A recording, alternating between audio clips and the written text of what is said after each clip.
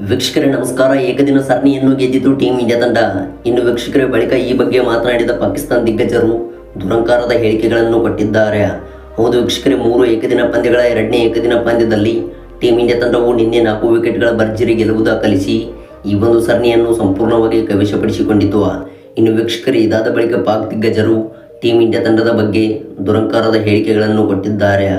ವೀಕ್ಷಕರೇ, ಈ ಒಂದು ವಿಡಿಯೋದ ಸಂಪೂರ್ಣ ಅಪ್ಡೇಟ್ಸ್ ಬಗ್ಗೆ ತಿಳಿಯೋದಕ್ಕಿಂತ ಮುಂಚಿತವಾಗಿ ನೀವು ಅಪ್ಪಟ ಟೀಮ್ ಇಂಡಿಯಾ ತಂಡದ ಫ್ಯಾನ್ಸ್ ಆಗಿ ಕಂಡು ಬಂದಲ್ಲಿ ದಯವಿಟ್ಟು ಕಾಮೆಂಟ್ ಬಾಕ್ಸಲ್ಲಿ ಇಂಡಿಯಾ ಎಂದು ಟೈಪ್ ಮಾಡುವ ಮೂಲಕ ನಿಮ್ಮ ಅತ್ಯಮೂಲ್ಯವಾದ ಕಾಮೆಂಟ್ಸ್ಗಳನ್ನು ತಿಳಿಸಿ. ಮತ್ತು ವೀಕ್ಷಕರೇ, ಈ ಪಾಕಿಸ್ತಾನ ದಿಗ್ಗಜರು ಕೊಟ್ಟಂಥ ಹೇಳಿಕೆಗಳ ಬಗ್ಗೆ ನಿಮ್ಮ ಅನಿಸಿಕೆಗಳನ್ನು ಕೂಡ ದಯವಿಟ್ಟು ಕಾಮೆಂಟ್ ಬಾಕ್ಸಲ್ಲಿ ವ್ಯಕ್ತಪಡಿಸಿ. ಹಾಗೆ ವೀಕ್ಷಕರೇ, ಮುಂಬರುವಂಥ ಚಾಂಪಿಯನ್ಸ್ ಟ್ರೋಫಿಯಲ್ಲಿ ಟೀಮ್ ಇಂಡಿಯಾ ತಂಡವು ಪಾಕಿಸ್ತಾನ ವಿರುದ್ಧ ಗೆದ್ದು ಬೀಗುತ್ತದೆ ಅಂದರೆ ದಯವಿಟ್ಟು ಈಗಲೇ ಒಳಗೊಂದು ಲೈಕ್ನ ಮಾಡೋದ್ರ ಮೂಲಕ ನಿಮ್ಮ ನಿಜವಾದ ವಿನ್ನಿಂಗ್ ಪರ್ಸೆಂಟೇಜ್ ಕೊಡಿ.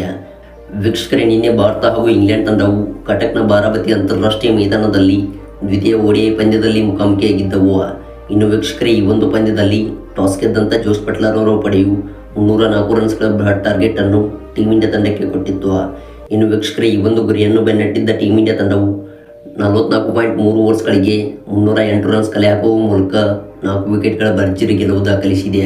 ಹೌದು ವೀಕ್ಷಕರೇ, ಟೀಮ್ ಇಂಡಿಯಾ ತಂಡದ ಪರವಾಗಿ ಮತ್ತೆ ಫಾರ್ಮ್ಗೆ ಮರಳಿದ ರೋಹಿತ್ ಶರ್ಮಾ ಅವರು ಸ್ಫೋಟಕವಾದ ಇನ್ನಿಂಗ್ಸ್ ಆಡಿದರು. ಹೌದು, 119 ರನ್ ಬಾರಿಸುವ ಮೂಲಕ ಇದೀಗ ODIನಲ್ಲಿ ಮತ್ತೆ ಫಾರ್ಮ್ಗೆ ಮರಳಿದ್ದಾರೆ. ಇನ್ನು ವೀಕ್ಷಕರೇ, ಶುಭ್ಮನ್ ಗಿಲ್ ಅವರು 60 ರನ್ ಬಾರಿಸಿದರೆ ಶ್ರೇಯಸ್ ಅಯ್ಯರ್ ಅವರು 44 ರನ್ ಬಾರಿಸಿದರು. ವೀಕ್ಷಕರೇ, ಈ ಬ್ಯಾಟ್ಸ್ಮನ್ಗಳ ನೆರವಿನಿಂದ ಟೀಮ್ ಇಂಡಿಯಾ ತಂಡವು ರೋಚಕವಾಗಿ ಈ ಒಂದು ಪಂದ್ಯವನ್ನು ಗೆದ್ದು ಬೀಗಿತು ಮತ್ತು ಈ ಒಂದು ಸರಣಿಯನ್ನು ಕೂಡ ಕೈವಶಪಡಿಸಿಕೊಂಡಿದೆ.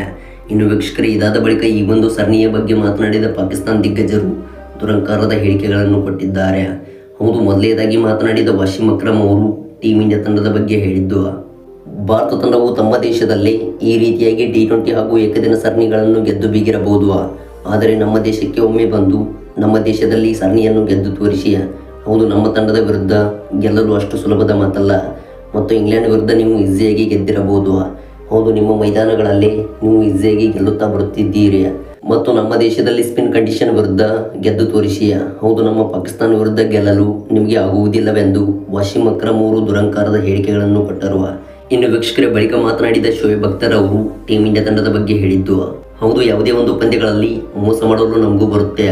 ಹೌದು, ನೀವು ಆಂಗ್ಲರ ವಿರುದ್ಧ ಗೆದ್ದಿರಬಹುದು, ಆದರೆ ನಮ್ಮ ತಂಡದ ವಿರುದ್ಧ ಚಾಂಪಿಯನ್ಸ್ ಟ್ರೋಫಿಯಲ್ಲಿ ಗೆದ್ದು ತೋರಿಸಿ ಮತ್ತು ನಮ್ಮ ತಂಡವೇ ಚಾಂಪಿಯನ್ಸ್ ಟ್ರೋಫಿಯಲ್ಲಿ ಗೆದ್ದು ಬೀಗಬಹುದು.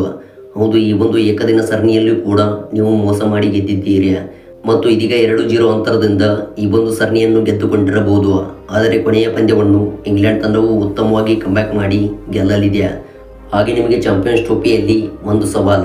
ಹೌದು, 50 ಓವರ್ಸ್ಗಳ ಫಾರ್ಮ್ಯಾಟಲ್ಲಿ ನಮ್ಮ ತಂಡವನ್ನು ಸೋಲಿಸಿ ತೋರಿಸಿ ಎಂದು ಶೋಯಬ್ ಅಖ್ತರ್ ಅವರು ಸ್ಫೋಟಕ ಹೇಳಿಕೆ ಕೊಟ್ಟರು. ವೀಕ್ಷಕರೇ, ಈ ದುರಂಕಾರದ ಹೇಳಿಕೆಗಳ ಬಗ್ಗೆ ನಿಮ್ಮ ಅನಿಸಿಕೆಗಳನ್ನು ದಯವಿಟ್ಟು ಕಾಮೆಂಟ್ ಬಾಕ್ಸಲ್ಲಿ ವ್ಯಕ್ತಪಡಿಸಿ.